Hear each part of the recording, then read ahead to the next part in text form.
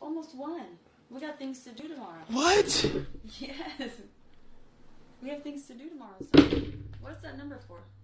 That's how much money I spent so far. Are you kidding me? Let me see. But you'll be asking how much it is to get my hair done? Hey. Are you kidding me? And you still ass, ain't you? Still trash, ain't you? Have you won any games? Nah, I can't. You spent that much money on a game? You was complaining about $30 2 days ago. 30. Oh my God! Let me take a picture of this. I'm gonna tell your mama. Are you serious? I don't want to hear how much does your hair cost. I don't want to hear how much you're gonna spend at the mall. I don't want to hear none of that for the next month or 2. Do you understand me? You can't wear the game. You can't take the game with you, can you? Have you won any games yet? Nah. So you've been losing. What? You spent that much money, you're still losing. Maybe it's you that has a problem. I know. Oh my God. I'm blocking the card. I'm going to Joe Buzzy. Yeah. I'm going to Joe Buzzy. Go to something that's free. Thank you. Play Fortnite. Damn. You be alright, nigga. Questions tonight over a shooting in Minnesota after a white Minneapolis man was charged for allegedly shooting his black neighbor, but so far has not been arrested by police. Dana Griffin has the details. Obtained by our NBC affiliate KARE 11 shows David Matori trimming a tree outside his Minneapolis home Wednesday when, according to court documents, the bullet went down through my neck and then all the way back to my spine. Matori told NBC affiliate KARE 11 he's also recovering from broken ribs and a concussion. Adding, the last 11 months since he and his wife moved in, they've been living a nightmare next door to John Shawshack. Court documents show the victim called police 19 times prior to the shooting for incidents including harassment, hate speech, and verbal threats. It also says Shawshack suffers from mental illness. Shawshack has been charged with attempted murder, but he is not in jail. Police allowing him to stay in his home because they say he's a threat to himself and others. The likelihood of an armed, violent confrontation where we may have to use deadly force with the suspect in this case is high. That excuse sparking community outrage. We have to take violent criminals off the street. So I'm not a police officer. I don't know how that gets done, but I know it needs to get done. Police say Shawshack rarely leaves his home, and the department has not set an arrest date. We are not going to bust the door down, guns blazing, and get into a deadly force situation, but we will ensure the community will be safe. If you're saying you're scared, what does that do to me? Now everybody is seeing what I have seen for the last couple years. I absolutely went into marriage knowing I was going to become a divorcee. There was no question in my mind. I knew at some point we would get divorced. The only question mark was when. I thought, when I'm 40, maybe I'd get that title. Maybe then I'd earned it, 10 years down the track. Because I think 10 years in a marriage, that's a pretty good innings in this day and age. That's like a good run. Turns out it was just a 3. In the end, that's all we kind of reached our limit with. But, still got the title in the end. And obviously I don't want to get married ever again. However, double divorcee is a term that I'm living for. Like, that is, isn't it? Oh yeah, I'm a double divorcee. Bitch, what? That's Slayana. Almost would be worth getting married again for. But as I said, I'm not going to get married again unless it's someone with terrible health, no living other relatives, and a lot of money. In which case, inquire within. What? For anyone watching that comedian who was telling jokes at the Trump rally in Madison Square Garden, I didn't get a chance to watch the whole thing. But did he make any jokes about white people?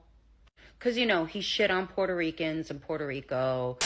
A lot going on. I don't know if you guys know this, but there's literally a floating island of garbage in the middle of the ocean right now. Yeah. I think it's called Puerto Rico. Shit on Hispanics and Latinos. He shit on black people. That's cool. Black guy with a thing on his head? What the hell is that? A lampshade? Look at this guy. Oh my goodness. Wow. I'm just kidding. That's one of my buddies. He had a Halloween party last night. We had fun. We carved watermelons together. It was awesome. Did he make any jokes about white people there? Any unseasoned food jokes or upholders of white supremacy jokes or any jokes about Italians or Irish people, since you're in the club now, even though you weren't not too long ago? Or was it just minorities that were the butt of the joke at a Trump rally? You know, over here in the Bronx, I am surrounded by Puerto Ricans. And I think I heard a collective, what the did he just say at that moment? Que bonita bandera, que bonita bandera. How do you say toast in Spanish? Because that joke dropped and Bad Bunny hit send. Mira mi gente! Boricua anthem was one of my favorites, by the way. Anyways, adios. Incidents involving ballot boxes this morning. We'll start with what's happening in Vancouver. That is on the left side of your screen.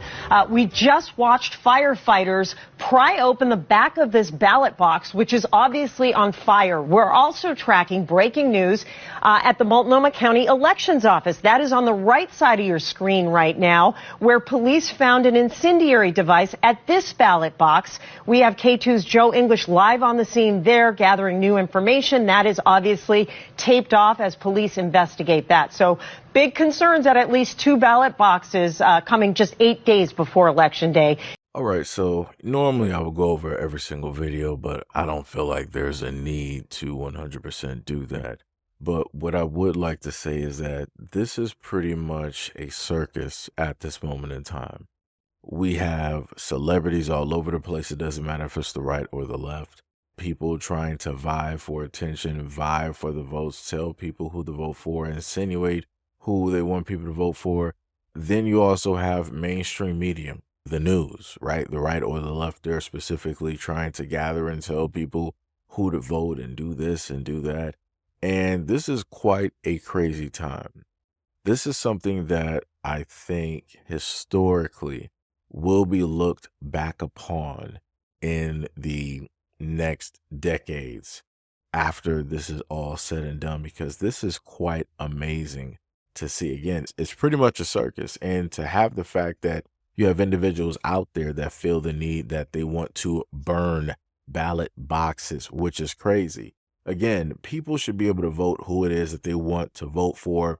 It doesn't matter which candidate wins or loses. It's a part of the game, because at the end of the day, it is a game that everybody is playing. And I just want to note that you had a celebrity that showed up and they were paid $10 million just to barely do anything. And if we had to really place $10 million, what valuable places could we have placed that $10 million? Let's say something for the homeless, something for a children's shelter, to give to a women's shelter, right? There's a variety of things that $10 million could have done, and how it is that it could have been broken apart and spread throughout, and it could have went to various organizations and people around the United States. But again, this is a part of the game. I'm not sure if this is the middle of the game or if we are in the end game at this moment in time, but I cannot for the life of me recall a moment in a time where you've had presidential individuals that we had to vote on, and they were just pulling out all the stops when it dealt with celebrities. They were going to all of the places that people normally go to. They had Kamala Harris at the barbershop. You pretty much know that woman knows nothing about a barbershop, but yet they had her directly there to, quote unquote, to talk to black men and yada. Again, it's ridiculous. You had in another instance, they showed you Trump working at McDonald's for a shift. Again, utterly ridiculous. Makes no sense. This guy has been rich before he was born. It makes no sense for him to even put on an apron and to slide some fries into a box and to service people. That makes no sense. If this was something that was innate, if this was something that was already within you, these would have been things that everybody would have done. So if Trump cares about the working class, everyday people, then when he was in office and so on and so on, things would have been 100% better for all of the working class people out here.